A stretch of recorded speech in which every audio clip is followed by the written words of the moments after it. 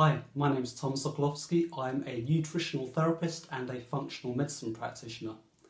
In my previous video, I described hormesis as a process in which certain stressors and certain toxins can actually make the body stronger and promote anti-aging. I also outlined some of the underlying mechanisms of hormesis. In this video, I'd like to focus more on the practical aspects of hormesis. So I have come up with 5 principles that are important for applying hormesis into your daily life. The first principle is the dose makes the poison. So if you fast for too long or expose yourself to temperatures that are too high or too low, you might not survive to see the benefits. Heat stress, for example, will increase intestinal permeability or leaky gut, and that will lead to increased absorption of bacterial endotoxins from gram-negative gut bacteria. This can cause a lot of inflammation throughout your body and may be a contributing factor to heat stroke. Excessive caloric restriction in the form of a crash diet can impact thyroid function and often leads to rebound weight gain. Too high a dose of curcumin may injure your liver. The second principle is that it's those toxins and stressors that we successfully evolved to deal with that benefit us. So don't go out using hormesis as an excuse to have some chocolate cake. That would be rationalising your addiction and is a common abuse of the concept of hormesis, whether or not it's known by the term hormesis or as Nietzsche's maxim, what won't kill you will make you stronger. On the evolutionary timescale, gluten and refined sugars are very new introductions to the human diet, and we did not evolve to benefit from even minuscule amounts of gluten. So if you're wondering if something may have hormetic benefits, ask yourself, did we evolve to deal with it over millions of years before the agricultural revolution? Also ask yourself, is it a convenience or a comfort, which may sometimes be an addiction? Or is it associated with some degree of discomfort, be it the bitterness of leafy green vegetables or perhaps the strain of exercise? Now, I'm not trying to restrict your choices here. You and I may at times choose to have the chocolate cake, but it won't provide hormetic benefits. Now, we clearly did evolve the flight or fight response to deal with short-term stressors such as encountering predators. However, we did not learn how to benefit from the chronic stress that is one of the hallmarks of modern life in the industrialised world. So the third principle of hormesis is to build up gradually and when you are ready. If you invoke hormesis too early in your healing process and you're chronically ill, you may just cause yourself oxidative stress without the hormetic benefits. For example, if you have chronic fatigue syndrome or ME, even a small amount of exercise may cause you to crash, and you might benefit more from a cold shower or a sauna or looking at your diet. If you're very toxic, a sauna may simply give you a headache and make you feel very ill for the rest of the day. So it's wise to begin with a short sauna and at a low temperature and build up the duration and temperature of the sauna, but in the meantime supporting your detoxification in other ways, such as by ensuring adequate protein intake to provide the amino acids to bind with toxins, and ensuring adequate intake of mineral and vitamin cofactors for the detoxification pathways, making sure you have regular bowel movements, and perhaps supporting your liver and kidneys with some milk thistle or maybe even some liposomal glutathione. Exercise is best introduced gradually, so you strengthen not just your muscles but also your tendons, ligaments and even bone to help reduce the risk of injury. If you have blood sugar imbalances or a candida overgrowth, you are likely to find fasting very difficult and you may need to deal with these health issues first. So in short, hormesis is a great way to make a strong and healthy body even stronger, to capitalise on your good health, but you need to have some capital to begin with. The fourth principle is in some ways tied to the third principle, which is to meet your nutritional needs before invoking hormesis. So you need protein and minerals and vitamins to make glutathione and other protective proteins such as antioxidant enzymes and detoxification enzymes and heat shock protein and neurotrophic factors that are increased by the activation of transcription factors like NRF2. Otherwise, you may find that, say, green tea extract may cause you some oxidative stress without the hormetic benefits. So the fifth principle is not to expose yourself to stressors soon after eating. As I explain in my post 10 ways stress affects the gut, cortisol will impact digestion, and cortisol will be increased by a sauna or a cold shower or exercise, for example.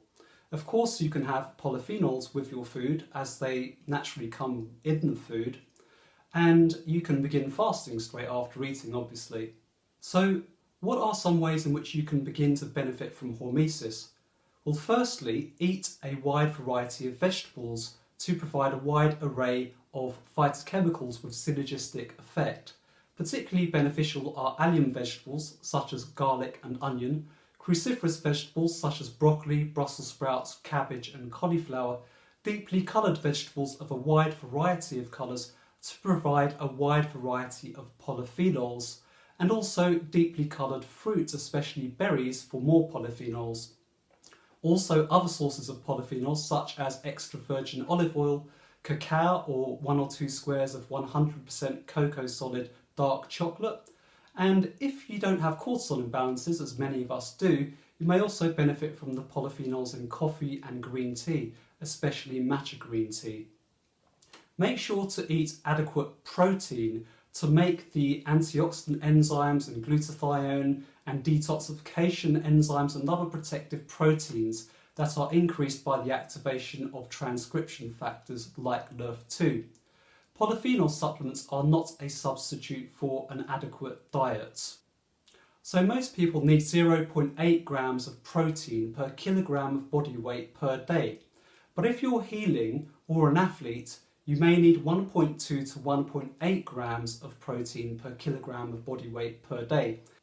You can look at a website like nutritiondata.self.org to find the protein content of various foods.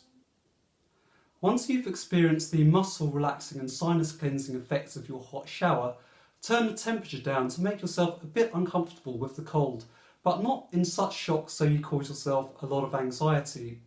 If you can manage a temperature of 10 degrees centigrade or less, you'll be increasing your resilience in preparation for a much colder plunge. If regularly repeated, this habituation can actually last for 7 to 14 months. Anxiety during the cold water experience will actually inhibit the habituation process, so please don't push yourself too hard if this is just going to cause you a lot of anxiety. However, if you can then become ready for a much colder plunge and can jump into the sea, river or lake if you're lucky enough to have any of these nearby, you can also benefit from the antioxidant and anti-inflammatory effects of natural water, because the Earth's electrons can be conducted through the water due to its electrolyte content. If you shiver, you'll also be increasing brown fat production, which helps you burn more calories. You can also benefit from heat in the form of a sauna, and now you can buy a portable far infrared sauna at a reasonable price for almost any home. Again, if you're toxic, you need to start gradually at a lower temperature and for a shorter duration of time. Make sure to keep well hydrated. You may want to have some liposomal glutathione just before the sauna, and after the sauna, rinse off in a cold shower. This serves two purposes. Firstly, it gives you a bit of a cold shock for an added hormetic benefit, and secondly, it rinses off the toxins in your sweat to prevent their reabsorption. Afterwards, you'll also want to replenish minerals with some potassium-rich vegetables and maybe some sodium from some sea salt. Or you could have lemon juice in water and some sea vegetables for the sodium and other minerals, but not from the Pacific due to the radioactive pollution from Fukushima. You can also benefit from warming yourself in the sun, which has the added hormetic benefit of your body producing vitamin D to protect you from the radiation. Vitamin D could be considered to be hormetic because at higher doses both vitamin D and radiation cause harm, but at the right dose vitamin D has a myriad of health benefits, from improving immune function and helping you to keep inflammation down to protecting your brain and increasing serotonin production in your brain for improved mood. The vitamin D is actually formed in the outer oily layers of your skin and is absorbed over a period of around 48 hours after your sun exposure. So using soap or very hot water in a shower could wash off these oily layers together with the vitamin D before you absorb them.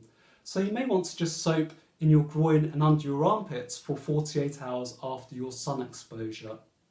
Follow the advice in my post on how to balance your blood sugar and deal with any candida overgrowth so that you can then fast overnight for 12 to 13 hours every night, with your last meal at least 3 hours before bedtime.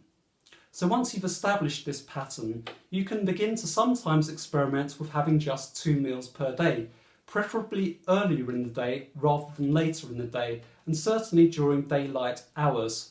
On these days, eat all of your food within the window of say 7 hours for men and maybe 8 to 10 hours for women, provided you don't experience any symptoms of hormonal imbalances. Alternatively, you could try the very low carbohydrate ketogenic diet, which in some ways mimics fasting and has some similar hormetic benefits.